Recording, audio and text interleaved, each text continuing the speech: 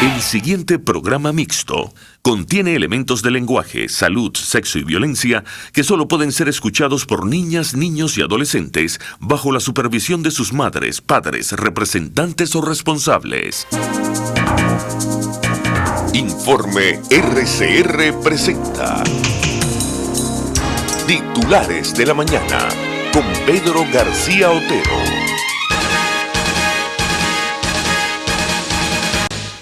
Tengan muy buenos días, son las 6:21 del 22 de agosto de 2022 en el Valle de Caracas. Hay 22 grados de temperatura, el cielo está muy nublado, un fin de semana de bastante lluvia como corresponde a este mes, como corresponde a estos meses, agosto, septiembre, octubre, los meses de mayores precipitaciones en Venezuela, y estos son los titulares de la mañana emitidos en directo desde Caracas. Muchas gracias a todos quienes están allí en nuestro país, pero también en otras partes del hemisferio, en otras partes del mundo, como en Europa, donde ya es hora de almuerzo, o en Asia, donde ya la jornada termina. Vamos directamente con las informaciones, la información más importante del fin de semana. Después de que se habló de esto durante semanas, después de que el propio Nicolás Maduro dijo que sí, que ellos estaban buscando productores extranjeros para las tierras venezolanas, la embajada de Irán ahora desmiente que Maduro le haya regalado 1 millón de hectáreas, como dijo en algún momento un funcionario de ese país. El premio para el cinismo del día, esto lo dice La Patilla, que no se ahorra calificativos. El premio para el cinismo del día se lo lleva este sábado la embajada de Irán en Venezuela al negar descaradamente que el líder del régimen, Nicolás Maduro, le regaló a esa nación 1 millón de hectáreas en el territorio venezolano con fines de agricultura. A través de Twitter, la embajada publicó: si bien Venezuela es uno de los mejores países para la agricultura, está bien, no tienen que agregar más mentiras a las que ya hay. Venezuela es un país muy pobre para la agricultura, lamentablemente, por su infraestructura y por un montón de razones, incluso por la calidad de sus suelos. Pero no ha habido negociación o acuerdo entre Irán y Venezuela para la entrega de 1 millón de hectáreas de tierra. Hay que detener falsas propagandas al respecto. El viceministro iraní para Asuntos Económicos, Mohsen Tushkushki Tabar, aseguró el 1 de agosto a través de la agencia persa Tasmin que Nicolás Maduro se dispone a entregar 1 millón de hectáreas de tierra cultivable de Venezuela a Irán para producir alimento. Definitivamente significa que el conocimiento técnico de estas empresas iraníes, basadas en el conocimiento trascendido a nivel internacional, mencionó el viceministro. También puede haber sido un desliz de un viceministro que entendió mal algo y lo sacó así a la calle. Bueno, lo cierto es que el chavismo es experto en estas cosas, ¿no? En ponernos a discutir sobre un tema, lanzar un globo de ensayo, poner a todo el mundo a discutir sobre un tema, a molestarse por un tema, a botar viris por un tema, y después te dicen, no, eso era mentira, eso era jodiendo, era echando broma. Me perdonan la mala expresión, se me escapó, era echando vainas, como dicen por ahí. Bueno, este parece ser uno de esos casos, o sencillamente, ante el ruido que esto ha generado, pues, o lo retiraron de circulación por un ratico, hasta que nos acostumbremos a la idea, que es otra cosa que hace mucho el chavismo hace mucho esto. Te tiene una cosa inverosímil y la gente, tú dices, no, esto no puede ser. Y después te tira una versión modificada, reducida de eso inverosímil, y ya tú tenías sembrado en la cabeza lo otro y, bueno, aceptaste esto, ¿no? Lo hacen muy a menudo. Definitivamente, bueno, aquí está la declaración de este señor Kushki Tabar, pero vale recordar que en junio de este año, dice La Patilla, Maduro visitó Irán, donde mantuvo conversaciones con su homólogo iraní Ebrahim Raisi, donde firmaron un acuerdo de cooperación estratégico de 20 años en todas las áreas. Fíjense que la embajada de Irán habla de fake news. Bueno, habla de fake news, pues. El Ministerio Público emitió orden de aprehensión contra 2 acusados por el incendio del Instituto Venezolano de los Seguros Sociales. donde también el fin de semana hubo mucha gente haciéndose muchas preguntas sobre esto. Si tú dices, si no hay máquinas, porque dicen en ese incendio se quemaron 134 máquinas de diálisis, porque esas máquinas no estaban en los hospitales, se preguntaba la gente, por ejemplo. Una pregunta que obviamente no se hará. Tarek William Saab, el fiscal general del gobierno de Nicolás Maduro, apuntó que los presuntos responsables del incendio realizaban la custodia de los insumos médicos destruidos por su acción. Se pusieron a pagar a los vigilantes, pareciera, o están pagando por esto los vigilantes. No vamos a decir pusieron a pagar, porque tampoco nos consta que sean inocentes.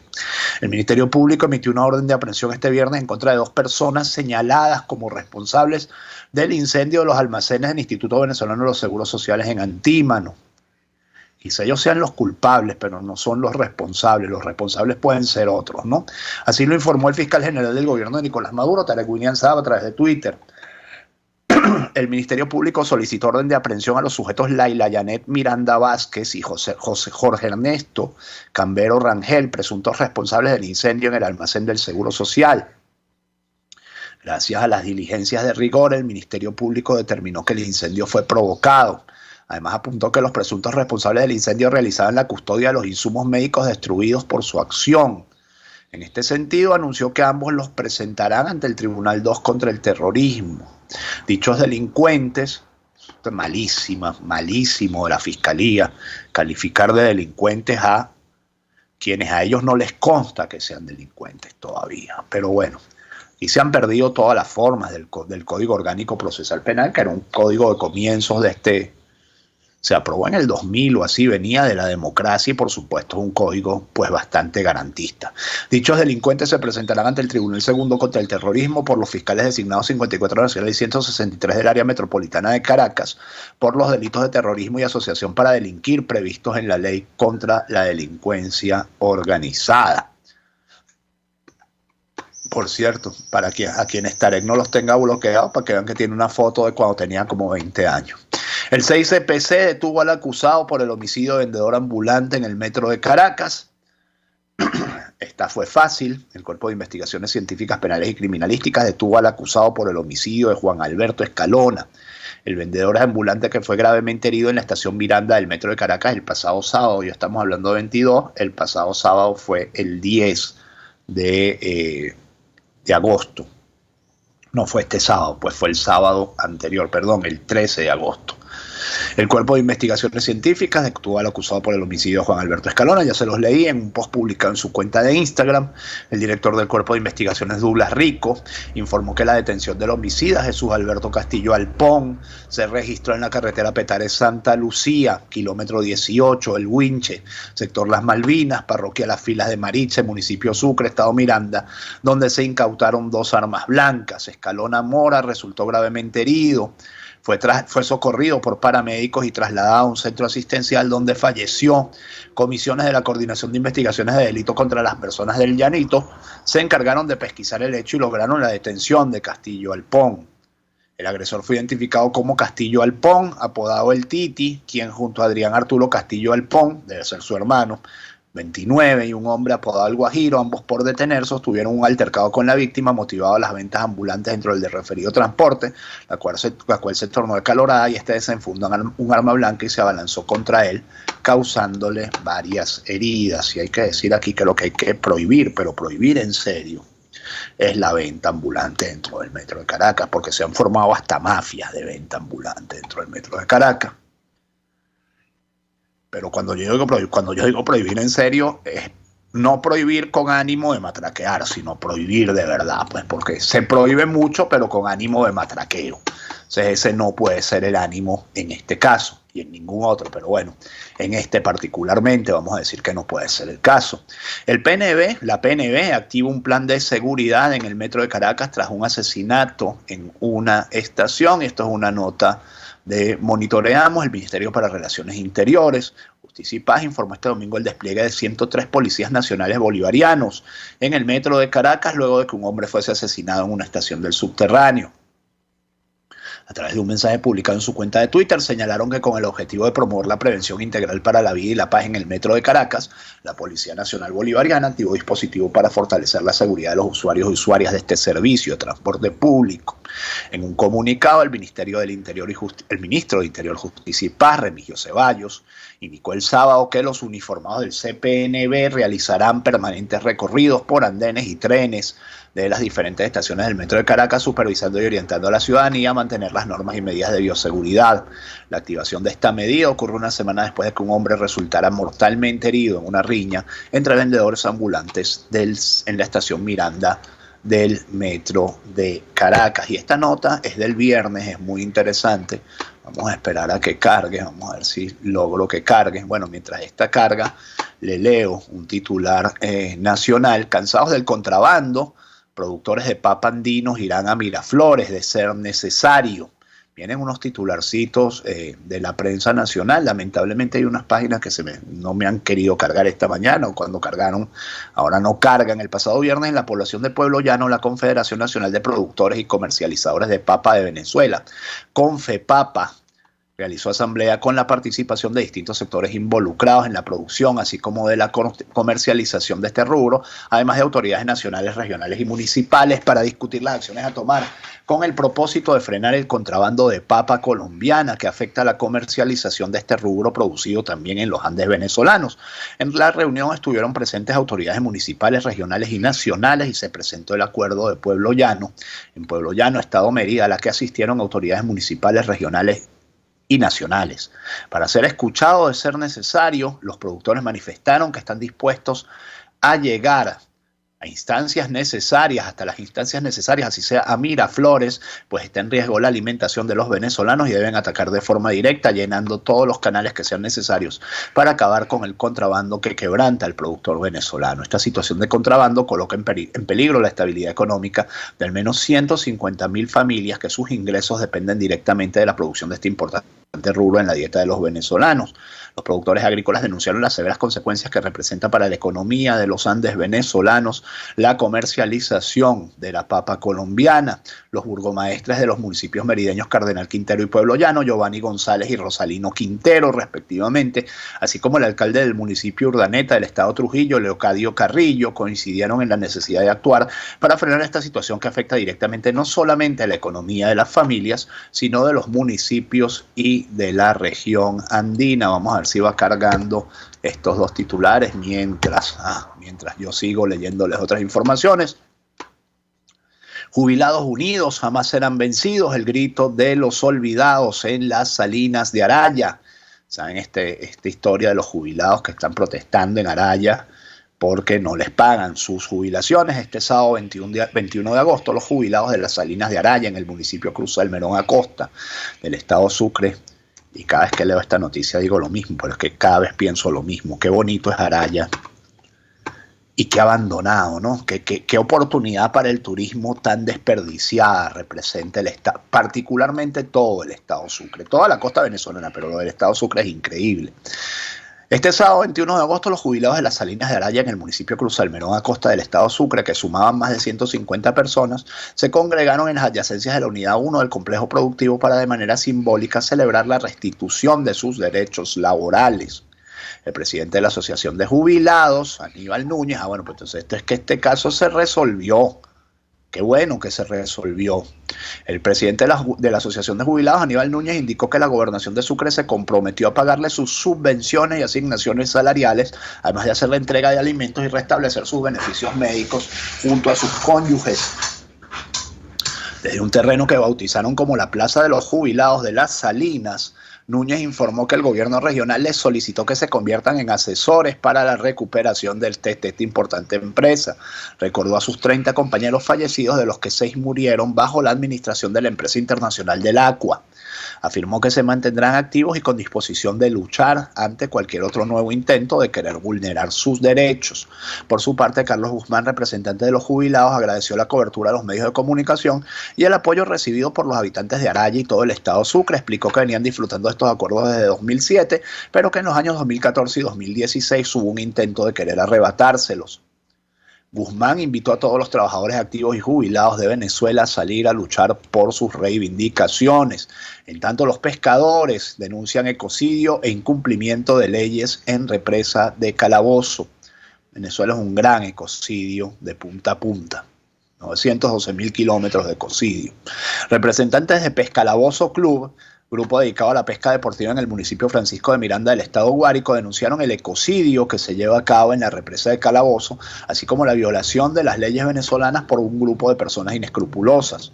En este sentido, el vocero del grupo, Félix Delgado, declaró que se dirigieron hasta la sede del Ministerio Público en la jurisdicción para presentar las denuncias correspondientes y se tomen cartas en el asunto lo más pronto posible.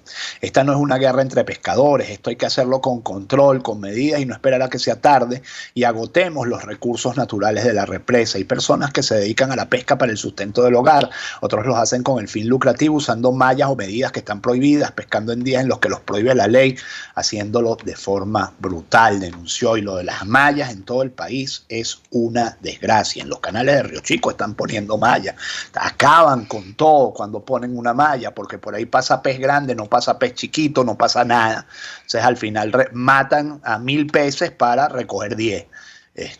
Y bueno, aparentemente el mismo modus operandi, porque no es decir la misma técnica, es ser muy complaciente, lo están haciendo también en la laguna de Calabozo. Mientras tanto, en Táchira, los habitantes de San Cristóbal y Junín denuncian que pasan hasta 5 días sin electricidad. 2 localidades distintas en Táchira padecen la misma crisis eléctrica. Hasta 5 días sin el servicio afectan a la cotidianidad de quienes viven en los municipios San Cristóbal y Junín. Entre cortes eléctricos de 7 horas y apagones que duran más de 5 días, las comunidades de los municipios Junín y San Cristóbal denuncian que las autoridades no realizan las labores necesarias para solventar la problemática. Tal es el caso del barrio Las Delicias, sector La Concordia, en el municipio San Cristóbal, donde al menos 15 viviendas tienen más de 6 días sin energía eléctrica porque se dañó un transformador. Los vecinos indicaron el pitazo que al lugar asistió un equipo técnico de Corpoelec y sin embargo no dieron ninguna solución. Corpoelec solo reparó una parte y el ingeniero encargado explicó el daño, pero no dijo cuándo venían a repararlo por completo, declaró Josefa Cáceres, quien es una de las afectadas. Añadió que la falta del servicio perjudica considerablemente las necesidades básicas de los habitantes. Por otro lado, la situación motivó a algunas personas de la comunidad a extender cableados eléctricos informales a otras residencias cercanas con servicio eléctrico, pues les urge no seguir perdiendo los alimentos por falta de refrigeración. Desde hace 2 meses, sectores del municipio Junín sufren racionamientos de hasta 7 horas diarias, escenario que imposibilita las actividades cotidianas de los habitantes de esta zona del estado Táchira. Cortes comprendidos desde las 6 de la mañana hasta las 11 de la noche. Esto significa que a veces se va a las 6 y llega a las 9 de la mañana, pero a las 3 de la tarde se vuelve a ir hasta las 7 de la noche, explicó Adolfo Baptista, quien se desempeña como diseñador web y depende de la electricidad y la conexión a internet. Del mismo modo, Baptista consideró que las fallas del servicio se producen en las horas productivas, lo que empeora la situación de las personas. Bueno, aquí están más complicados, porque entonces si cortan la luz de noche, la gente se molesta más porque dice, bueno, esta es la hora en la que yo duermo, esta es la hora en la que el aire acondicionado, el calor, etcétera, la seguridad es un tema también con los cortes de las horas nocturnas, ¿no? Todo es más difícil cuando no hay luz, por ejemplo, para las personas que cocinan con uso de electricidad y para quienes dependemos del internet, concluyó. Otra nota de El Pitazo nos dice que un venezolano sobrevivió al Darién, pero murió ahogado en el río Bravo. Qué tristes las historias de los migrantes venezolanos, de verdad. Y además, como yo digo, a esta historia siempre le faltó literatura, ¿no? Siempre pienso en mi referencia, que es Las uvas de la ira, de John Steinbeck. Ese es el gran libro de la depresión estadounidense. Entonces cuenta justamente el viaje de Tom Joad desde Oklahoma para recolectar uvas en California y cómo muere en el camino. Bueno, no muere, es uno de los finales más sorprendentes de la historia de la literatura, ¿no? Pero ¿dónde están los libros, las historias que cuenten de nuestra migración? Hay pocas, están todas en la prensa, no hay literatura sobre esto que podría, o cine sobre esto, hay muy poco que podría concienciar mucho más a la humanidad sobre el drama que viven los venezolanos o que vivimos los venezolanos. Antes de cruzar la selva del Darién y adentrarse en el río Bravo, el venezolano William Jiménez, de 33 años, imagínense ustedes, un hombre joven, se despidió de su hogar en Yaracuy, tenía como meta llegar a Estados Unidos para buscar mejores oportunidades, reseñó el medio digital Yaracuy al Día. La meta de llegar a Estados Unidos a través de vías irregulares se le truncó al yaracuyano William Jiménez en el río Bravo. El venezolano había cruzado previamente la peligrosa selva del Darién entre Colombia y Panamá, sin embargo no logró sobrevivir a la corriente de las aguas del río fronterizo con México. El joven venezolano de 33 años se aventuró a realizar esta travesía junto a algunos familiares y amigos, pero el pasado 17 de agosto su cuerpo apareció flotando en el río Bravo, reportó Yaracuy al Día. Miren, hombre joven hasta con toda la vida por delante. Qué pena, de verdad. Qué pena además que esto suceda por una razón muy sencilla, que esto sucede porque hay un grupo de señores y señoras que no se quieren ir del poder. Así de sencillo es. Todas estas tragedias tienen un único origen, que hay un grupo de gente que se instaló en el poder y no quiere salir ni por las buenas ni por las malas. Y esto no lo está diciendo Pedro García Otero, porque lo han dicho ellos bastante. Cada vez que les da la gana lo dicen. Bueno, todas estas tragedias son atribuibles a esa obcecación.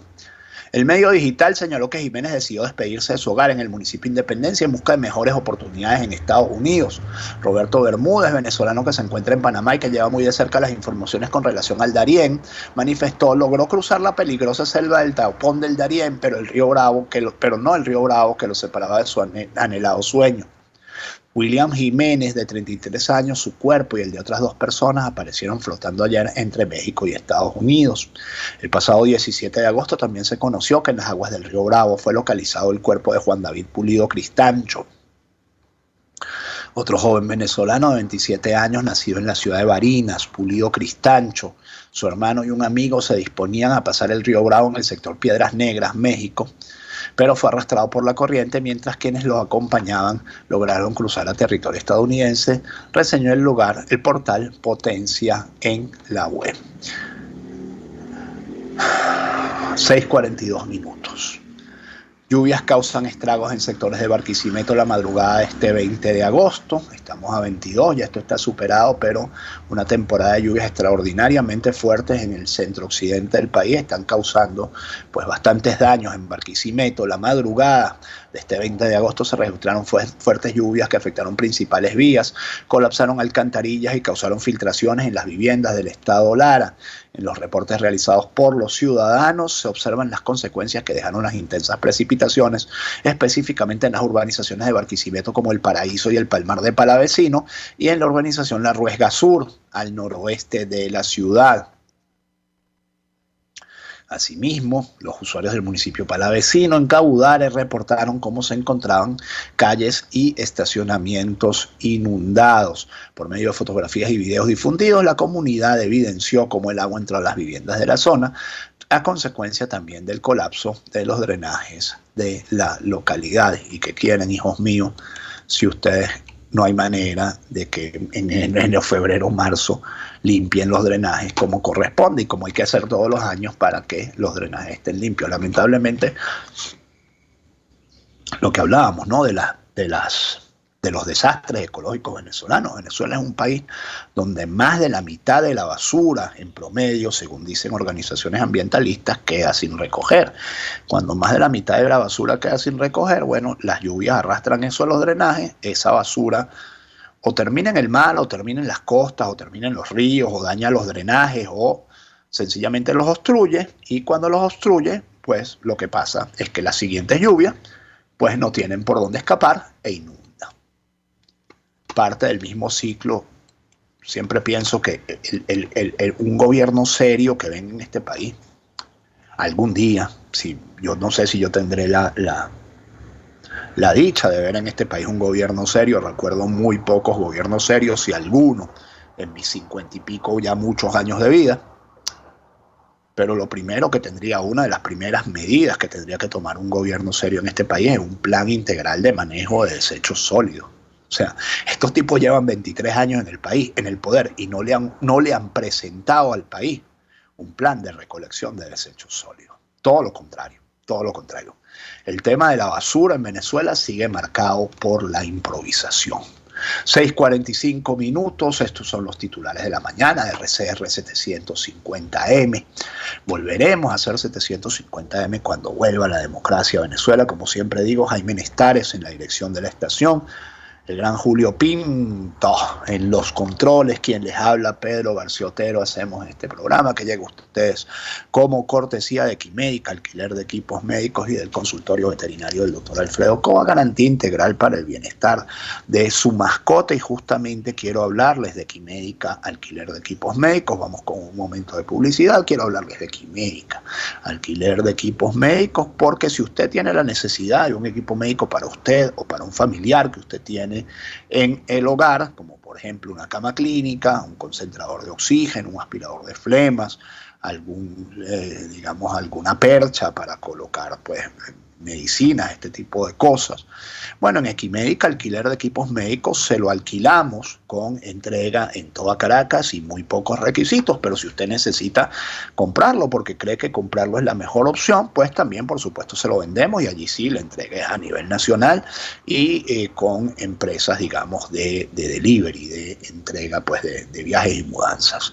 Llame al 0412-806-2591, 0412-806-2591, o ingrese a @Equimédica, piso bajo alquiler, Equimédica _alquiler, en Instagram, por supuesto, para que vea toda nuestra oferta de productos y servicios, porque en Equimédica tenemos todo lo que usted necesita para la atención del paciente hospitalizado en el hogar, y se lo alquilamos en Caracas. Y si usted está buscando un doctor, un veterinario que le atienda a su animalito, a su mascota, que va desde un morrocoy hasta un caballo, bueno, póngalo en las manos del doctor Alfredo Cova en Santa Mónica, que le ofrece, entre otros, servicios de planes de vacunación, atención nutricional, cirugías electivas, odontología veterinaria, laboratorio clínico veterinario y mucho más, incluyendo, por supuesto, para los peluditos de la casa, para los consentidos de la casa, la peluquería canina. 0414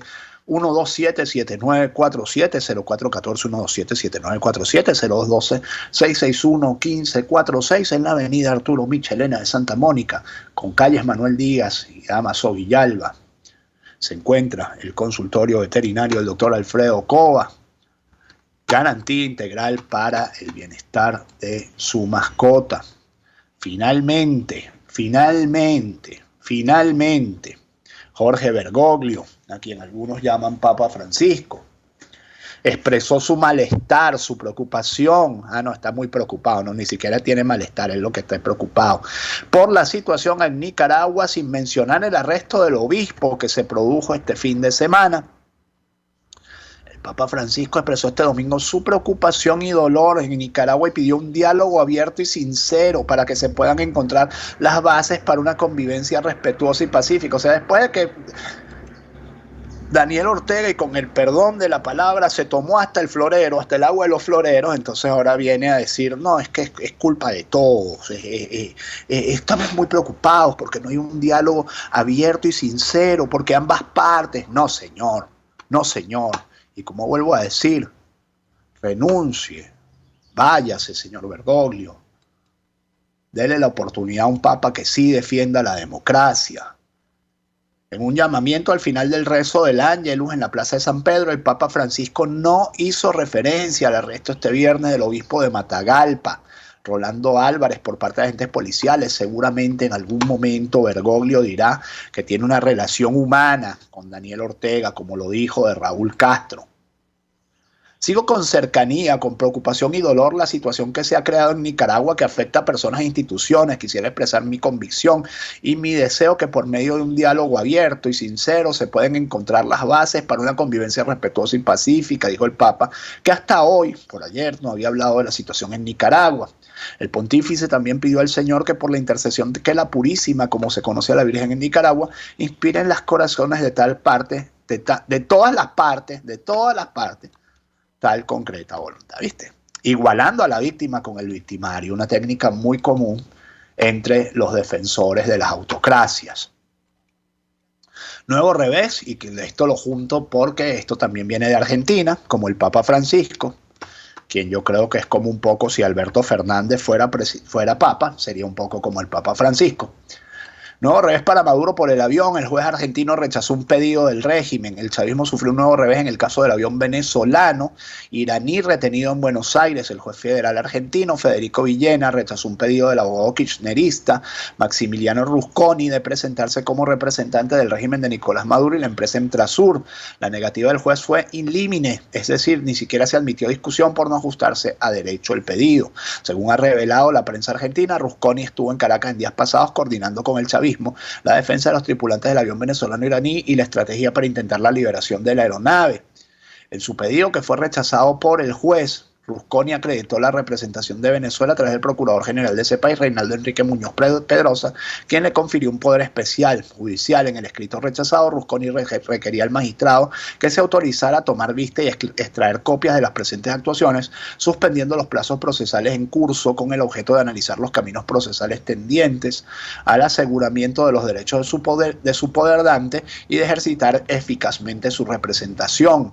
Rusconi es un mediático abogado argentino que ha defendido importantes referentes kirchneristas acusados de corrupción y otros crímenes, entonces tiene bastante trabajo, como el exministro de Planificación Julio Devido, el principal testaferro de la familia Kirchner, Lázaro Báez, y el técnico informático Diego Lagomarsino, procesado por la muerte del fiscal Alberto Nisman. Y hoy puede ser un día histórico en Argentina, porque hoy puede ser el día en el que le imputen a Cristina Kirchner una causa que podría sentenciarla a 16 años de prisión, causa vialidad. Los fiscales pedirán condena para Cristina Kirchner. Ojalá no se suicide ninguno de los fiscales. Por supuesto, estoy siendo irónico. Este lunes será la última jornada de alegato de las 9 previstas en la causa por corrupción en la obra pública. Luciani y Mola pedirían prisión efectiva por asociación ilícita y fraude. También las penas para los otros imputados. Comienzan los alegatos de las defensas. Los fiscales Diego Luciani y Sergio Mola concluirán este lunes las 9 audiencias de alegato en la causa de la corrupción de la obra pública, nutrida de numerosas pruebas y contundentes acusaciones, y pedirán una condena a prisión de la vicepresidenta Cristina Fernández de Kirchner. Trascendió que el pedido será entre 10 y 12 años de prisión de cumplimiento efectivo. Esto teniendo en cuenta la dureza de los planteos de Luciani y el hecho de que en una causa conexa, la ruta del dinero K, Lázaro Báez, quien apareció en la noticia anterior, fue condenado a 12 años de cárcel por lavado de dinero. La llamada causa vialidad, que se juzga ahora, el delito precedente es por asociación ilícita y fraude, que tiene una pena de entre 5 y 16 años de prisión. El fiscal pedirá asimismo la inhabilitación perpetua de Cristina Fernández para el ejercicio de cargos públicos y el decomiso de sus bienes hasta una suma que aún se desconoce. Vuelvo al Papa y la situación de Nicaragua, porque el cardenal de Honduras sí expresó su preocupación por la situación en Nicaragua. Ciertamente nos preocupa el sufrimiento de nuestros hermanos de Nicaragua, ciertamente el poder emborracha y el poder absoluto corrompe absolutamente. Ahora la reacción de los que quedan afuera es intentar refrescar la memoria del amo de la casa, señaló Oscar Andrés Rodríguez en una homilía celebrada en la Basílica Menor de Suyapa. Y la Conferencia Episcopal Venezolana también se pronunció sobre la persecución a la Iglesia Católica en Nicaragua. En un comunicado, la SEB expresó su preocupación ante los acontecimientos que han afectado a la hermana Iglesia de Nicaragua. En el pronunciamiento oficial, la institución religiosa afirmó que deploran los hechos que son expresión de una actitud hostil hacia la Iglesia Católica y del grave deterioro de un Estado de Derecho y las garantías constitucionales. Asimismo, exigieron a las autoridades nacionales, Daniel Ortega y Rosario Murillo, respeto de la vida, integridad y salud de todos los obispos, sacerdotes, diáconos, religiosos y religiosas y agentes de pastoral laico. Es decir, hablaron como es y no con la tibieza de que estamos muy preocupados para que todas las partes lleguen a un diálogo que pueda resultar en algo. Por favor, señor dictador. No, mano, ¿qué pasa? ¿Qué pasa? Dejen la tibieza, señor Francisco. Ese tema a mí me solivianta, como decía mi padre. Una palabra muy bonita, ¿no? Se soliviantó, se puso muy bravo.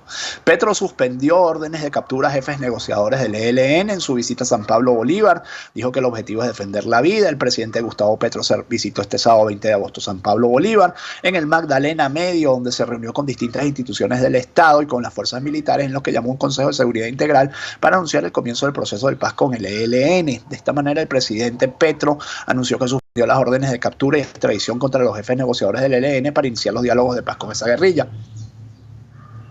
Quiero anunciarles que por decreto firmado el día de ayer he autorizado restituir los protocolos, permitir de nuevo negociadores que puedan reconectarse con su organización, suspender órdenes de captura a esos negociadores, suspender órdenes de extradición a esos negociadores para que comience un diálogo con el ELN, dijo Petro. Con esa decisión, el presidente deja en firme el retorno de los diálogos con esa organización con el objetivo de que deje de ser una guerrilla. Invito a quienes integran las llamadas autodefensas para iniciar un camino similar y conjuntamente entregar esta región a la paz, añadió Petro.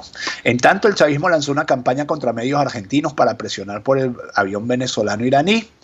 El chavismo lanzó un spot propagandístico en el que ataca medios y periodistas argentinos por informar sobre el caso de la aeronave Entrapsur. El centro del video es una entrevista del presentador kirchnerista Víctor Hugo Morales, quien ha sido empleado del chavismo en la cadena Telesur. En la cuña se asegura que el caso del avión es una mentira, una locura, armada por ese poder real mediático, particularmente del grupo Clarín y del diario La Nación, al tiempo que muestran fragmentos de editoriales de los periodistas argentinos Viviana Canosa y Alfredo Leuco. Clarín colaboró con la dictadura, realizó operaciones y extorsiones, añaden en la pieza audiovisual, que concluye con un llamado a seguir peleando, seguir forzando hasta que el gobierno argentino se levante en dignidad y diga basta. Bueno, creo que es una promesa bastante vana. La hija del llamado cerebro de Putin, ya me tengo que ir, murió al explotar su carro. Hasta ahora se desconoce el autor del hecho, pero ya algunos culpan a los ucranianos, que han dicho que ellos no son un estado forajido. El cerebro de Putin, Alexander Dugin, se salvó por una decisión de último momento. Iba a viajar en el mismo auto en el que murió su hija. Alexander Dugin es un filósofo ruso de extrema derecha, que dicen algunos que es el ideólogo de Vladimir Putin. Pues una suerte, yo lo comparé en algún momento con Jorge Giordani. Para terminar, una mujer murió electrocutada mientras manipulaba una lavadora. Esto fue en Zulia, lamentablemente. Murió Keriachi Segovia, quien se desempeñaba como enfermera en el área de quirófano del Hospital General del Sur, doctor Pedro Iturbe. Y esta era la información que les quería leer hace un rato, que después no les leí. Un PNV resultó herido por un ladrón mientras trabajaba encubierto como repartidor de Yumi. El policía recibió un impacto de bala en el pecho, por lo que comisiones de la PNV lo trasladaron en una camioneta pick-up al Hospital Domingo Luciani. Por su parte, el atacante se encontraba a bordo de una moto KLR junto a otro sujeto. Y esto de la KLR, pues es todo un datazo, ¿no?